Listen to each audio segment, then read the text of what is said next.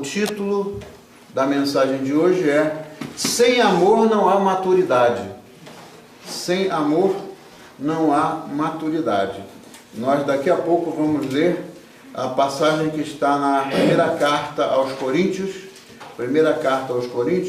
capítulo número 13, do 1 ao 13. Primeira carta aos Coríntios, capítulo número 13, e os versículos são do 1 ao 13. Quando acharem, por favor, me digam amém, para a gente poder... Amém. Para a gente poder estar pronto para começar a tratar do assunto de hoje. 1 Coríntios 13, do 1 ao 13. E eu hoje vou falar do amor verdadeiro. Do amor verdadeiro. Por quê?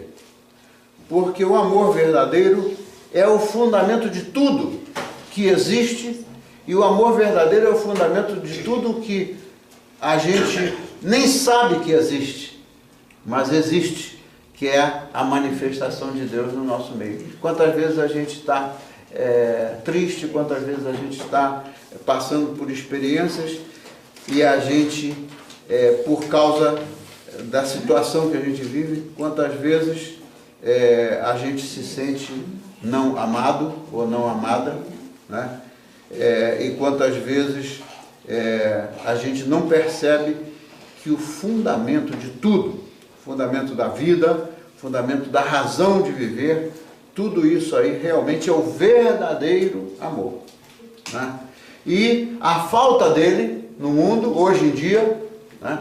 Está escrito que no final dos tempos o amor ia se esfriar, né? Está escrito isso. Então a falta desse amor é o que está levando o mundo a essa situação que a gente vê hoje, né? Qual é o oposto do amor? O oposto do amor é o quê? O ódio. É o ódio. O que a gente vê mais no mundo? O amor ou o ódio? O ódio. É triste, né? Mas está lá escrito que o amor ia esfriar no final dos tempos. Então, quando não existe o amor, o que ocupa o espaço é o ódio, é a violência, tudo que resulta do ódio.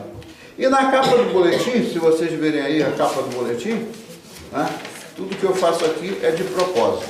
Eu sempre peço a Deus que ache as coisas que têm a ver com a mensagem. E na capa do boletim tem aqui uma pergunta. Qual é a pergunta que tem aqui? O que é o amor? E aqui no quadrinho ali, se fosse colorido sairia melhor, mas ali no quadrinho, como não é colorido, aquela pessoa que está ali atrás é a pessoa de Cristo, né? E ali está a resposta. O amor é o quê? O amor não é algo. O amor é alguém. Eu gostei dessa capa de boletim, porque, de fato, o amor não é uma coisa. O amor é uma pessoa. O amor é alguém, né? Então, tem uma diferença quando a gente lê a palavra amor com a primeira letra maiúscula bem grande e quando a gente lê a palavra amor toda com letras minúsculas. Não tem uma diferença? Qual é a diferença entre a palavra amor, a primeira letra escrita com A maiúsculo e a palavra amor escrita em letra minúscula? Qual é a diferença? A diferença é que o amor com letra bem grande, o amor com letra maiúscula, é o amor de Deus. É o amor que vem de Deus para nós, e de nós é suposto de não parar em nós, mas passar para os outros. É o amor de Deus fluindo para os outros. Agora, o amor com letra minúscula, aí tem nada a ver com o amor que é com letra maiúscula. Por quê? O amor com letra maiúscula trata-se de uma pessoa. E quem é essa pessoa? É a primeira pessoa da Santíssima Trindade. A gente sabe que a Santíssima Trindade, todo mundo sabe que são 3 pessoas. Mas a primeira pessoa da Santíssima Trindade é o amor com letra maiúscula. É uma pessoa que é o Criador, é o nosso Criador, é o que conduz, é o que controla. É tudo que está se passando. Esse é o amor com letra maiúscula. Porque a própria Bíblia diz que Deus é o quê? A Bíblia diz que Deus é ódio? Não. A Bíblia diz que Deus é amor, né? Então, onde não se vê o amor verdadeiro, a gente vê o que é o oposto, que é o que desafortunadamente está acontecendo. Então, hoje, muitas pessoas confundem amor com paixão. Paixão, o que é paixão? É a mesma coisa que amor? Você está fervendo de paixão, né? Eu já ouvi alguém dizer assim: eu amo essa mulher, eu estou fervendo de paixão por ela. A diferença é o seguinte, que a paixão, depois que você conhece um ao outro bem, a paixão pode desaparecer até rápido. Às vezes leva tempo para a paixão desaparecer, mas às vezes desaparece tão rápido. Quantas pessoas que não sabem qual é o sentido do casamento, quantas pessoas que não sabem o que o casamento implica, já casam pensando o seguinte: olha, eu vou casar com ela, agora se não der certo, a gente se separa. Isso é uma tristeza, mas é o senso comum de amor, entre aspas, que se vê por aí. Então o que acontece? Não é paixão, não é algo que passa. E a paixão é condicional. A paixão, ela é condicional por quê? Porque ela depende daquele amor que se recebe da outra pessoa. A paixão é condicional porque depende do amor que se recebe. No dia que aquela pessoa que a gente amava, que pensa que amava, mas que era apaixonado, no dia que aquela pessoa deixar de dar para nós o que a gente espera, né? O que acontece? Aí a coisa fica complicada. Esse é o amor condicional. Agora, o amor condicional tem tudo a ver com receber. Veja só que coisa. O amor condicional tem tudo a ver com receber. Eu quero, eu espero isso. O eu está no meio, está no centro de tudo. Agora, o amor incondicional, que é o amor verdadeiro, ele diz respeito a dar. Ele diz respeito a dar. Então, daqui a pouco, quando a gente vai ler essa passagem de 1 Coríntios, a gente vai ver isso aí.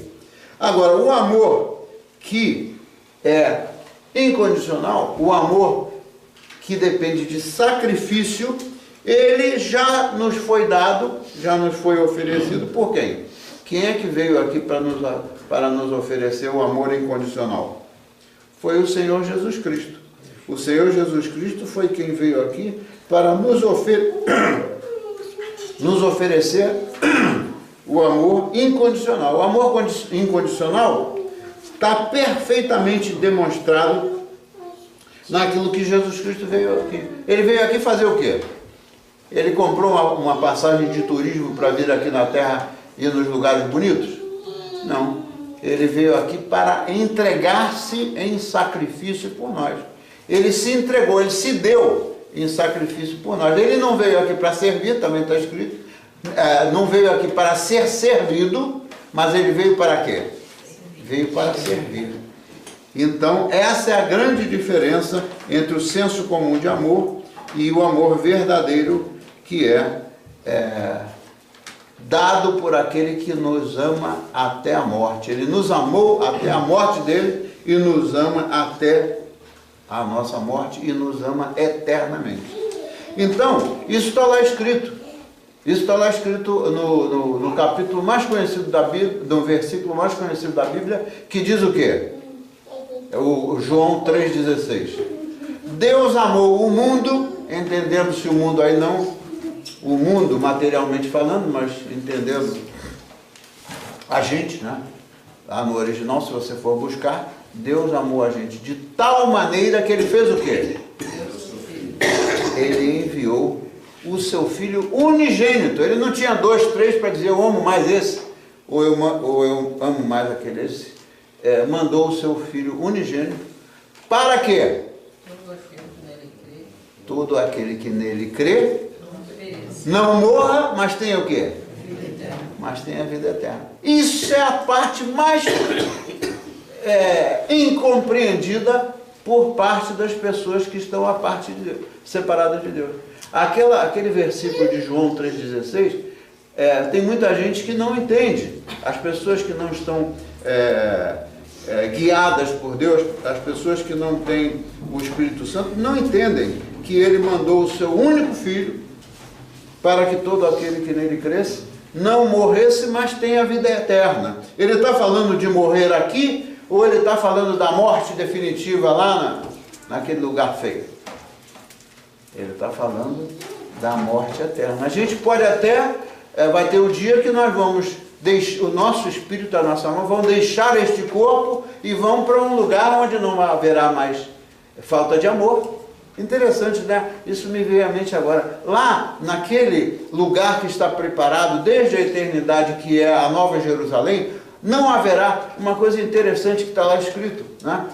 Não haverá noite nem haverá dia, será todo o tempo, né, a glória de Deus resplandecendo. E aonde a glória de Deus resplandece, existe escuridão? Onde a glória de Deus existe, não tem escuridão. E lá não terá, também está prometido que lá não terá dores, lá não terá lágrimas, não terá nada disso. Então, na verdade, o lugar melhor para a gente ir não é aqui. O melhor lugar para a gente ir por toda a eternidade é lá junto ao Senhor. Não é isso mesmo? Então, isso aí tudo diz respeito ao amor incondicional. Então, agora, com essa longa introdução, e hoje eu realmente não estou com muita pressa de terminar, não, pelo seguinte, porque a gente tem que digerir isso aqui devagarinho, porque é profundo, né? Essa passagem é profunda. Então, vamos lá na Bíblia, e vamos ver, eu copiei aqui na versão do Ferreira de Almeida, que diz assim: ainda que eu falasse a língua dos homens e dos anjos, e não tivesse amor, ou seja, na outra tradução diz mais claro, não fosse capaz de amar os outros, na tradução portuguesa, né, lá de Portugal, ainda que eu não tivesse esse tipo de amor, de amar aos outros, seria como o quê? O que diz lá? Seria como o metal que soa, ou como o quê? O sino que tine, e ainda que tivesse o dom de profecia, ou seja, aquele que tem o dom de profecia, falar em nome de Deus, como diz na tradução portuguesa, e conhecesse, ainda que conhecesse todos os mistérios. Imagina um homem que conhecesse todos os mistérios e toda a ciência. Imagina alguém que conhecesse toda a ciência e ainda que tivesse toda a fé, de maneira tal que o quê? Que transportássemos os montes, e não tivesse o amor, na tradução portuguesa diz amor pelos outros, nada seria. Agora você fica imaginando assim, se tivesse tudo isso, o maior conhecimento, o maior poder, e inclusive fé, mas não tivesse o amor, nós não seríamos absolutamente nada. Seria como o sino que toca, mas tá rouco. A gente não discerne bem o som, não é? E ainda que distribuísse toda a minha fortuna, imagina aqueles que pensam que a boa obra é que vale, e ainda que distribuísse toda a minha fortuna para sustento dos pobres, e ainda que entregasse o quê? O meu corpo para quê? Para ser queimado, e não tivesse amor, nada disso me aproveitaria. O amor é sofredor. Lá na tradução portuguesa diz paciente. O amor é benigno. Na outra tradução diz bondoso. O amor não é invejoso. O amor não trata com leviandade. E a palavra mais simples para isso é não trata com orgulho. O amor não trata com orgulho. Não se ensoberbece, é uma palavra difícil, mas na tradução de Portugal diz, mas não é arrogante, né? Não se porta como o quê? Com o quê? Com indecência. Não busca o quê? Os seus interesses. Ou seja, a outra tradução, não exige que se faça o que ele quer. Não se irrita. Não suspeita mal. Como está escrito suspeita a mão na outra tradução? Não suspeita do mal que os outros possam lhe fazer. Né? Ou seja, está sempre desconfiando. Né? Não folga com a injustiça, e na tradução portuguesa diz, não fica satisfeito com a injustiça. Não se alegra com a verdade.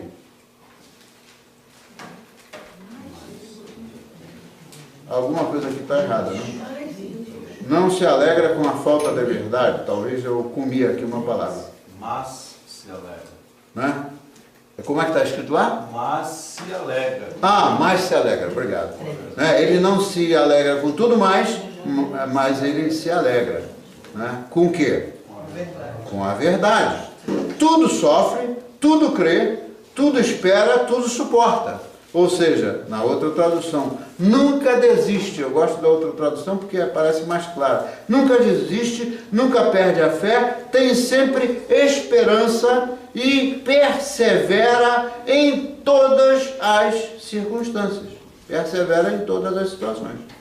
Depois no versículo 8 diz, o amor nunca falha, mas havendo profecias, serão aniquiladas. Na outra tradução, havendo profecias, terminarão. Havendo línguas, cessarão. Havendo ciência, toda ciência que se possa imaginar, o que vai acontecer? Desaparecerá. Porque em parte conhecemos e em parte profetizamos. Mas, quando vier o que é perfeito, então o que é em parte terminará, ou o que é em parte será aniquilado. Que coisa linda, né? Quando vier o perfeito, né? Tudo que é em parte, tudo que é defeituoso, tudo que não é perfeito, terminará. E aí o versículo 11 diz, quando eu era menino, eu fazia o quê? Falava como menino, sentia como menino, né? Discorria ou raciocinava como menino, mas logo que cheguei a ser homem, o que passou? Deixei as coisas de menino, né? Acabei com as coisas de menino. Por quê? Porque agora vemos por um espelho e enigma. O que quer dizer isso?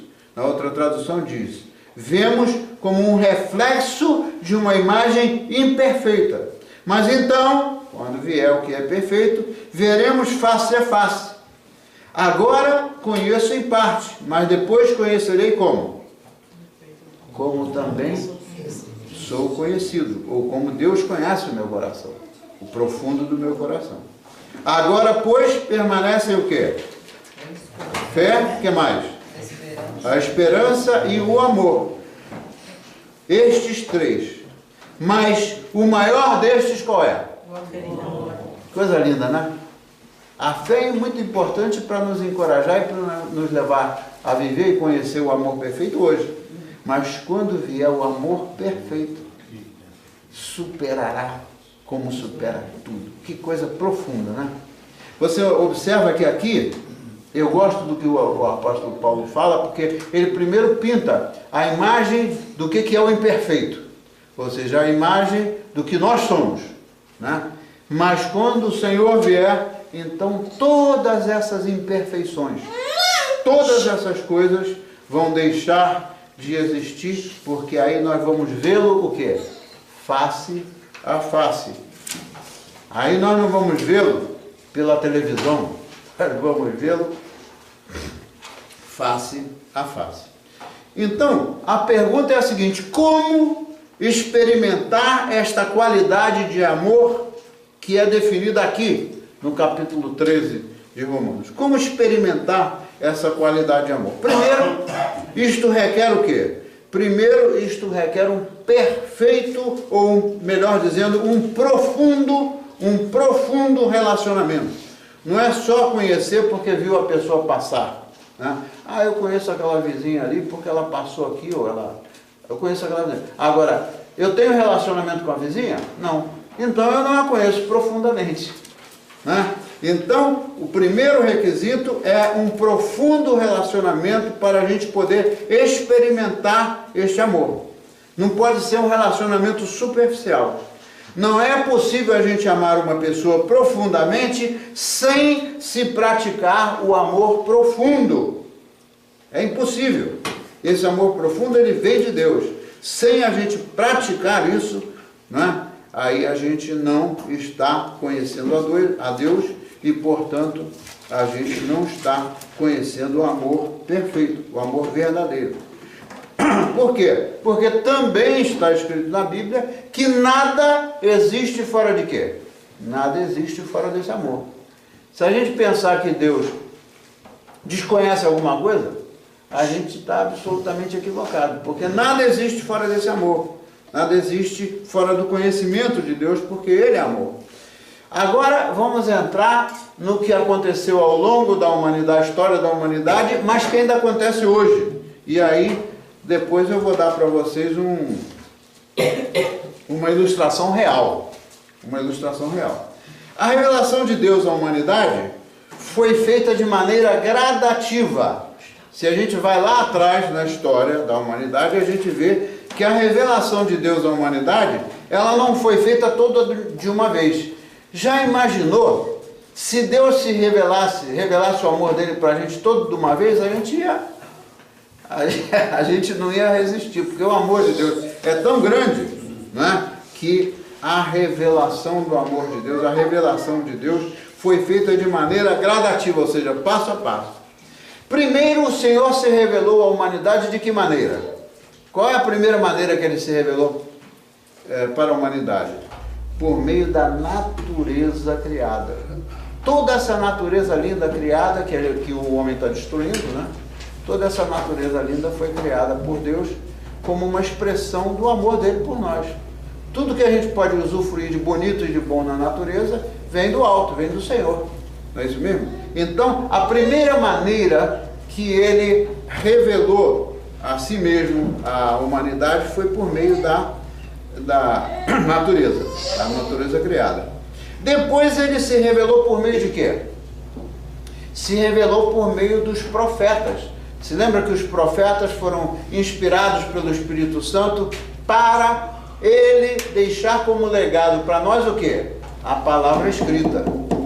Tudo aquilo que os profetas ensinaram não foi da cabeça deles, foi inspiração do Espírito Santo. Imagina se um profeta que viveu 400 anos antes de um outro, né, ia falar alguma coisa que fosse coerente. Então a inspiração das Escrituras vem do Senhor, porque tudo que está escrito pelos profetas no Antigo Testamento e tudo que está escrito pelo Evangelho, por Jesus, deixou para os seus apóstolos escreverem, né, que está escrito nos Evangelhos, tudo isso é coerente, não tem nada, né? Se alguém quiser ficar procurando incoerência ou contradição dentro da palavra de Deus, vai chover no molhado, vai ficar perdendo o seu tempo.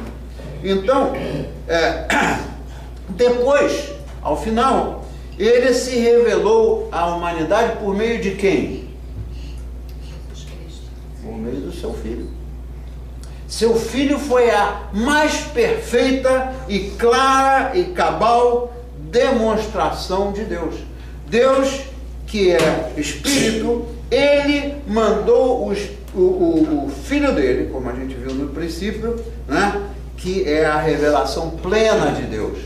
Se Jesus Cristo se fez homem para nós podermos experimentar o amor de Deus e saber de fato quem é Deus, Deus deixa ele ficar no abstrato, como muita gente pensa, Deus está lá no céu, Ele não está aqui comigo. Isso é outro equívoco grande, porque a maneira como Ele finalmente se revelou foi por meio de Jesus Cristo, que conviveu com os homens, e tudo que aconteceu lá foi escrito de maneira que hoje a gente possa saber como é que Ele mostrou a realidade de Deus e como é que Ele mostrou o seu amor.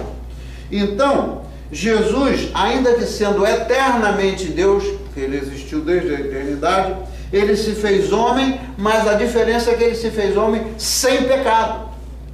Não existe um homem que não tenha pecado, mas Ele foi feito sem pecado. Por quê? Porque Ele foi concebido pelo José? Por quem que Ele foi concebido? O pai dele de sangue era José? Não, Ele foi concebido pelo Espírito Santo. Essa é a diferença entre Jesus feito homem, né? Porque ele foi concebido pelo Espírito Santo no ventre de Maria. Então a parte humana ele herdou de Maria, e a parte divina ele herdou do Espírito Santo. Então, ele veio, como eu falei no princípio, para dar-se em sacrifício, porque o pai dele impôs a ele: olha, meu filho, você vai lá para salvar aquela gente lá? Será que o pai dele pegou ele pelo pescoço e disse: ó, você tem que ir lá? Não, foi por amor que ele se ofereceu, não lhe foi imposto. O amor que é imposto, ele não é amor verdadeiro. O amor que é esperado pelas pessoas a acontecer porque uma pessoa força a outra a amar, isso não é o amor verdadeiro, porque o amor verdadeiro ele é espontâneo, ele vem de Deus, e o próprio Jesus veio espontaneamente por amor, porque ele nos amou de tal maneira, né? E ele derramou o sangue dele lá naquela cruz. Para quê? Foi para fazer uma apresentação teatral? Não, foi para pagar por o quê? Pagar pelos nossos pecados. E não ficou morto. O que aconteceu? Se ele estivesse lá no túmulo, ele ainda estaria morto, né? Ele ressuscitou para quê? Para nos dar a vida eterna. Então agora eu vou dar uma ilustração real, né, da revelação de Deus aos homens por meio da coisa mais simples, que é a natureza criada. A primeira maneira que ele se revelou e continua se revelando aos homens é por meio da natureza, e ele ainda o faz hoje em dia. Então eu vou contar para vocês uma história real. Eu não vou contar aqui uma ficção, eu vou contar uma história real. Às vezes, quando as histórias são contadas, a gente entende as coisas de maneira melhor. Eu tenho um amigo muito querido, ele mora lá no interior do Brasil, bem interior. A vila onde ele vive é uma vila pequena, não tem mais do que 7.000 pessoas morando lá. É um estilo de vida diferente, esse aqui é o ponto. E lá eles respiram a natureza, lá eles vivem tudo aquilo que a natureza pura pode oferecer. E eu estava falando com ele essa semana, e ele estava dizendo como é que ele curte. Muito obrigado, irmão. Eu derrubei a água, mas tudo bem. Obrigado. Ele estava me contando como é que ele curte a natureza. E ele disse o seguinte: eu contando assim parece coisa de louco, né? Mas não, é a verdade daquele cara a quem o amor de Deus é revelado da forma mais simples, ou a primeira forma, que é por meio da natureza. Ele disse que ele plantou, logo que ele comprou aquela propriedade, ele plantou um montão de árvores. O que não falta lá é árvore, fora o pasto, onde ele criou uns animaizinhos lá. É uma propriedade pequena, mas ele é um homem abençoado, porque morava no Rio de Janeiro, imagina. Entre morar no Rio de Janeiro e ter o privilégio de morar no interior, é bem diferente, né? Aí ele disse que de vez em quando ele dá, lá, ele conversando com Deus, ele abraça as árvores. Não parece que é coisa de louco, mas não é coisa de louco não, porque as árvores são parte da criação de Deus, que estão lá para, de alguma maneira, a árvore não fala, mas a árvore você pode, quando o cheiro, até o próprio cheiro do caule de uma árvore, ele nutre a gente de alguma maneira, é agradável. Então ele disse que às vezes ele abraça alguma árvore, ele está conversando com Deus lá, não tem ninguém perturbando ele, não tem buzina de carro, não tem nada disso. A outra maneira que Deus se mostra para ele frequentemente é por meio dos animaizinhos. Ele tem bois, ele tem um cavalo, ele tem 3 ou 4 cachorros, ele estava me contando. Mas precisa de ver a alegria com que ele estava me contando isso quando se falava do relacionamento com Deus, né? Então, ele disse que a coisa que mais leva ele a sentir ali a presença de Deus onde ele vive é o seguinte: ele diz que toda hora que ele sai da casa, vai para o lado de fora, o cavalinho dele, os cachorros nem se fala, porque os cachorros lá estão o tempo todo juntos, mas o cavalinho dele, né, corre para encontrá-lo. E você sabe como é que o cavalo cumprimenta o homem, né? Como é que o cavalo demonstra, como é que ele faz?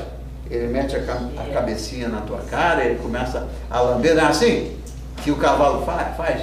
Você vê, aquela é uma demonstração pura e muito simples de mostrar que Deus está deixando o amor dele fluir a um ser humano por meio de um animalzinho, os cachorros, etc, etc, etc.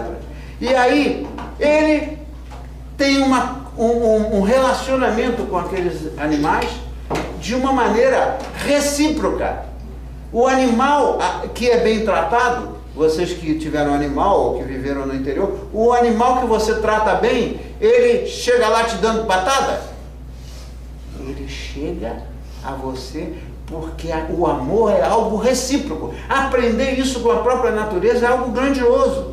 Porque o amor não é um negócio que é para parar numa pessoa, a pessoa exigir o amor do outro, ou receber o amor do outro e não amar. Nós fomos criados para amarmos uns aos outros, para receber, mas também dar amor. E ali é a prova cabal disso, porque não é por acaso. É o amor de Deus fluindo a ele até por meio do animalzinho, mas há uma reciprocidade, porque ele trata bem os animaizinhos dele e, portanto, o amor é alguma coisa recíproca, que é uma lição extraordinária. Então, o que se vê ali é um negócio precioso, é a revelação de Deus por intermédio da natureza, por intermédio dos animais, para a gente não se sentir abandonado, para a gente não se sentir rejeitado. Né? Suponha que, no caso dele não é, porque ele é um homem casado, etc. Mas suponha que ele não tivesse uma esposa, etc. E morasse lá naquele lugar, né? Todo dia ele tem aquele convívio amoroso com os seus animaizinhos. Então eu quero te dizer, e quero dizer a nós todos aqui, inclusive a mim, que é o seguinte: ainda que ninguém na face dessa terra nos ame, suponha uma pessoa que nunca recebeu amor de ninguém, tem um que nunca vai falhar de mostrar o amor dele para nós. Quem é esse? É o Senhor. É uma coisa linda. Quantas pessoas, principalmente aqui na América, vivem isoladas e vivem de uma maneira absolutamente sem sentido. Lá em Nebraska, eu gosto de contar histórias porque elucida melhor. Tinha uma vizinha que morava numa casa muito legal, uma casa, quando quando era jovem, teve muitos filhos, ela já era viúva e tal, então a casa era grande, uma casa bonita, etc, etc. Essa senhora, ela vivia dentro da casa dela. Pouco ela saía, nem no verão ela saía muito. Mas o que acontece na prática é que o amor de Deus é tão grande. Aliás, eu não sei se ela não tinha filhos por perto, o fato é que era uma pessoa que somente algumas pessoas iam lá para demonstrar o amor de Deus para ela, eram as pessoas da igreja. Os vizinhos mesmo, eu não sei do relacionamento deles, se era um relacionamento profundo ou não, mas não era um negócio de bom dia, boa tarde, como tem aqui nesse mundo que a gente vive. Que coisa triste, né? A gente ser conhecido, aquele ali mora no apartamento 101, aquele ali mora no apartamento 502. Não é assim que Deus nos ama, não é pelo número, Ele conhece o nosso nome, não é isso que está escrito? Ele nos conhece pelo nosso nome. Até o nosso nome é dado com um sentido. Se você for buscar o sentido dos nomes que tem na Bíblia, você vai ver que cada um tem um sentido diferente. Então, para resumir, tudo isso aí é demonstrado pelo Senhor, ainda que a pessoa viva isolada, que não é suposto da gente viver isolado, mas o Senhor sempre vai prover alguém ou algum animalzinho que vai mostrar o amor dele para a gente. Então, o amor verdadeiro, Deus provê um amor verdadeiro, que é o fundamento da nossa maturidade. Nós não conseguimos nos tornar pessoas espiritualmente maduras, a não ser por meio do amor de Deus. Você pode observar que as pessoas que não tiveram amor da parte do pai ou da parte da mãe, ou lá o seja, ou do esposo ou da esposa, não vem o caso. As pessoas que não receberam amor têm uma carência profunda. E muitas vezes essas pessoas têm uma barreira para crescer espiritualmente. Por que razão? Porque o amor que vem de Deus é algo divino, é algo espiritual. Vai mais além daquele amorzinho aí, barato. Então, uma das barreiras para a pessoa não crescer espiritualmente é não entender que ainda que não foi amado ou ainda que não foi amada, tem o amor de Deus, e se acercando dele, buscando o Senhor, essa pessoa vai se satisfazer do amor de Deus e certamente essa pessoa vai crescer do ponto de vista espiritual. A gente vê gente aí com 80 anos, com 90 anos, com 100 anos, que não tem maturidade espiritual nenhuma. A pessoa vive, aliás, eu vou entrar num assunto agora, por isso é que hoje eu estendi um pouquinho mais, porque é um negócio horrível. Teve um filósofo, veja só, teve um filósofo chamado René Descartes, um cara francês, eu creio. Ele foi aquele que disse uma frase que a gente já cansou de ouvir falar. Ele foi que disse aquele negócio: penso, logo existo. Que coisa ridícula, né? Que pobreza de entendimento do que é a vida. Isso virou, no mundo inteiro, essa frase é famosa: penso, logo existo. Será que isso aí corresponde à realidade? Eu acho que, obviamente, não corresponde à realidade. Porque esse princípio que ele instituiu, penso, logo existo, ele é o fundamento do racionalismo. O homem não é só um ser racional. Mas além de ser um ser racional, o homem é um ser o quê? Espiritual. Então ele estava no campo do racionalismo. Ele não conhecia, eu não sei se conhecia ou não, porque nunca li profundamente sobre esse filósofo, mas pelo menos essa frase dele não retratou o lado espiritual do homem, porque o fundamento do racionalismo, do movimento racionalista que aconteceu na humanidade, veio por meio desse homem que falou essa frase.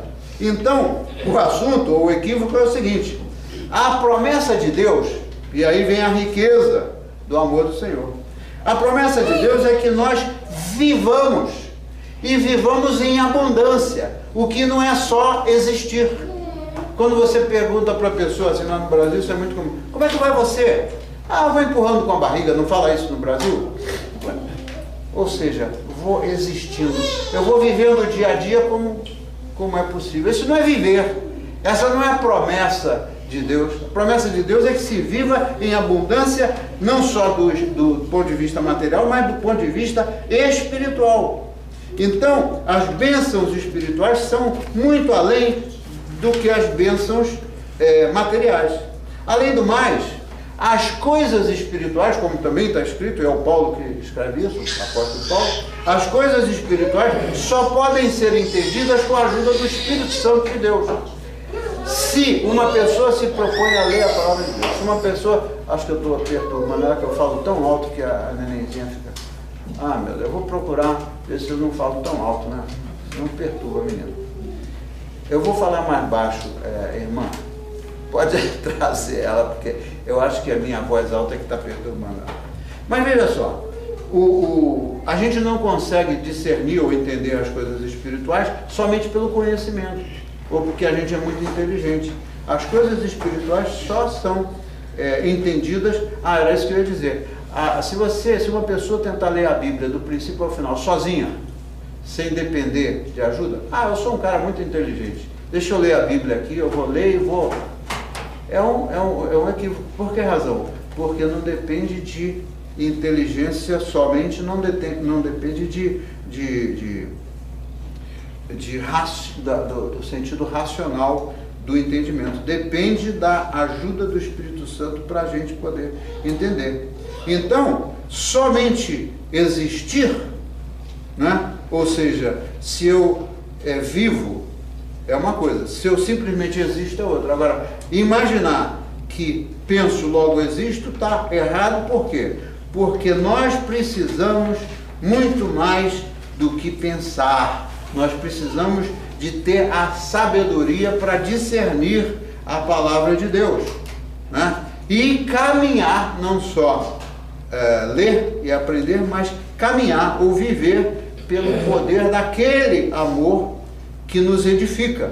enquanto que o racionalismo, aquele movimento do racionalismo, ele enfatiza a razão humana, né? Mas na verdade a razão humana é muito limitada, porque a razão humana é absolutamente limitada, e a Bíblia diz que os pensamentos de Deus são o quê? São iguais aos nossos? Os pensamentos de Deus são mais altos do que os nossos. Se nós temos a mente limitada, e se os pensamentos de Deus são mais altos do que os nossos, somente pela nossa capacidade não é possível discernir as coisas espirituais. Por isso é que a gente precisa de fazê-lo em oração e com a ajuda do Espírito Santo de Deus. Portanto, a maturidade não vem somente pelo pensar ou somente pelo existir, mas pelo viver plenamente aquilo que o Senhor nos promete. Então, apartados de Deus, nem existir nós podemos, porque se Deus é uma pessoa e para sermos espirituais, seres espirituais, é necessário de estarmos reconciliados com Deus. Para isso que Jesus veio. Antes nós éramos inimigos de Deus até quando chegamos a Jesus Cristo.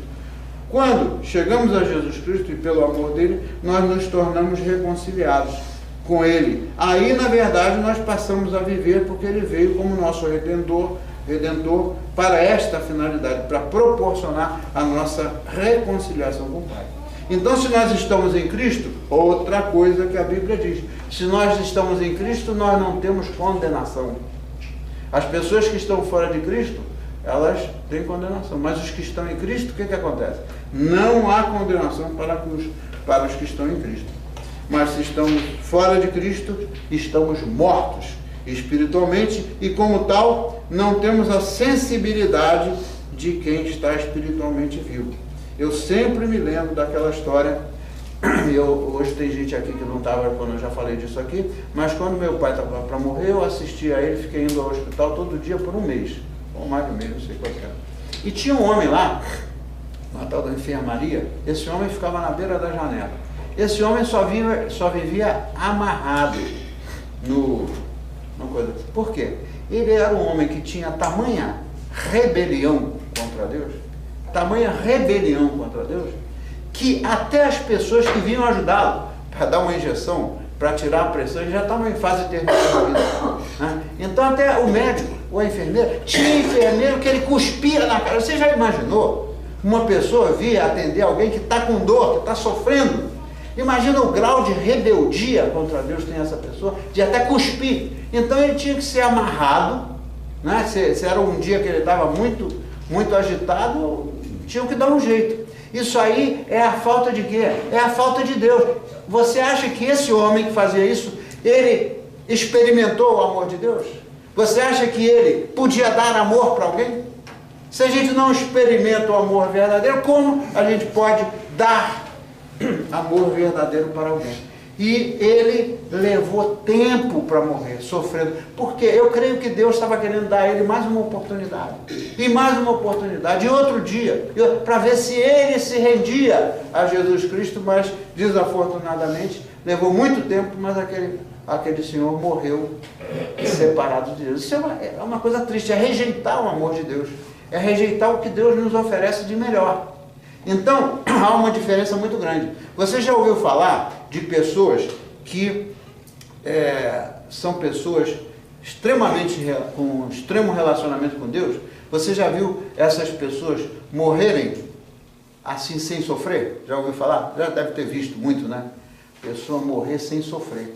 Faz uma diferença muito grande. Você sofrer por 1 mês, 2 meses ou 3 anos antes de morrer e você morrer em paz. Eu já ouvi famílias dizerem: a minha mãe ou meu pai morreu em paz, nem sofreu. Isso é o quê? É a grande diferença que faz entre aquele que tem o amor de Deus e aquele que rejeita o amor de Deus. Quando você começa a observar essas reações das pessoas, você facilmente vai identificar: essa pessoa, ela tinha Jesus no coração. Porque Deus não podia até estar doente ou ficar doente, mas Deus não permitiu que ela sofresse antes de morrer. Então a pergunta final é o seguinte: como é que nós podemos alcançar essa maturidade espiritual? De tudo que a gente leu e de tudo mais que está escrito nas Escrituras, né? A gente poderia sugerir para a nossa reflexão, para a gente digerir isso, porque é muito profundo, a gente poderia sugerir algumas coisas, para a gente poder experimentar esse amor verdadeiro. Primeiro, arrependermos das nossas transgressões, né? Foi para isso que Jesus veio, para nos perdoar, né? E aí ter um relacionamento realmente profundo com as pessoas, e não um relacionamento cheio de ressentimentos, cheio de falta de perdão. Então, a primeira coisa é arrepender. A segunda coisa é deixarmos nos guiar pelo trabalho ou pela ação do Espírito Santo de Deus na nossa vida. Se a gente não deixa que o Espírito Santo de Deus transforme a gente, se a gente quer morrer do jeito que a gente sempre foi, então falta a presença do Espírito Santo na nossa vida, porque somente o Espírito Santo é que nos permite ser transformados, maneira de pensar, maneira de viver. E saber quem nós somos em Cristo. Essa aí é a chave final. Saber quem nós somos em Cristo. Nós não somos qualquer um em Cristo. Nós somos muito especiais porque Ele nos ama. Ele morreu por nós. Qual é a pessoa que pode fazer alguma coisa para transformar a nossa vida do ponto de vista espiritual, a não ser o Senhor? Né? É a gente saber que a nossa identidade não está de ter um passaporte americano ou um passaporte português ou lá o que seja, mas a nossa identidade transcende as burocracias do homem, né? Mas nós somos cidadãos de onde? Daqui? Ou somos cidadãos do céu? Nós somos cidadãos do céu. Então a nossa identidade não está dependendo de ter um passaporte americano, ou brasileiro ou chinês. A nossa identidade é a gente saber e assumir, tomar posse desse amor, que isso é a nossa verdadeira identidade. Estando em Cristo e deixando que tudo isso aconteça, né, o amor de Deus vai fluir na nossa vida e nós vamos poder passar para os outros. Né? E só para terminar, a demonstração linda que eu acho é quando Jesus Cristo estava para compartilhar a última ceia com os seus discípulos. Se lembra o que ele foi lavar os pés dos apóstolos? Se lembra? Foi lavar os pés dos apóstolos. O que Pedro disse para ele? Senhor, eu não sou digno, etc. Sabe o que o Pedro falou? Aí, sabe o que Jesus falou para ele? Se você não me deixar lavar os seus pés, você não terá parte comigo. Para que a gente tenha parte com o Senhor, é imprescindível, é necessário que a gente se humilhe e que a gente saiba quanto dependente nós somos do amor dele, para que a gente possa experimentar esse verdadeiro amor. Amém? Então aquelas canções como aquela primeira que a gente cantou, que diz o seguinte: o sentimento mais precioso que vem do nosso Senhor é o quê? É o amor, o quê? Que só tem Jesus. Amém? Vamos orar. Senhor, muito obrigado por tudo que o Senhor nos ofereceu hoje, Senhor.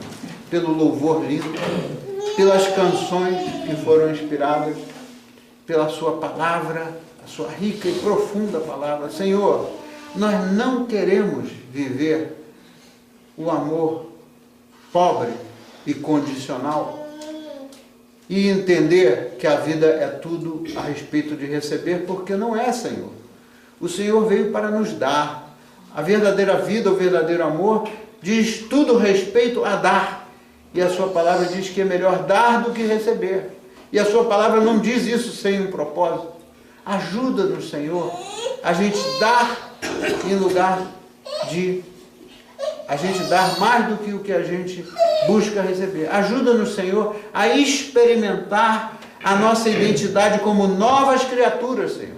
A nossa identidade em Cristo, porque quando nós somos novas criaturas, o velho, o passado, ele se foi. Tudo que a gente quer, Senhor, é não viver mais no passado. A gente quer viver no presente e olhando para o futuro, para podermos viver o seu amor e experimentar o seu amor eternamente. Lá onde a gente vai encontrar aqueles que nós amamos e que perdemos, lá naquele lugar em que não haverá mais dor. Senhor, ensina-nos, ajuda-nos a entender o sentido verdadeiro do amor e o sentido verdadeiro da vida, que é muito além de existir. Assim nós oramos, em nome de Jesus, e o povo de Deus pode responder? Amém. Amém. Amém. Agora vamos ter o privilégio de recebermos as ofertas e os dízimos, né? Para a manutenção da obra do Senhor, e dar graças por esse privilégio.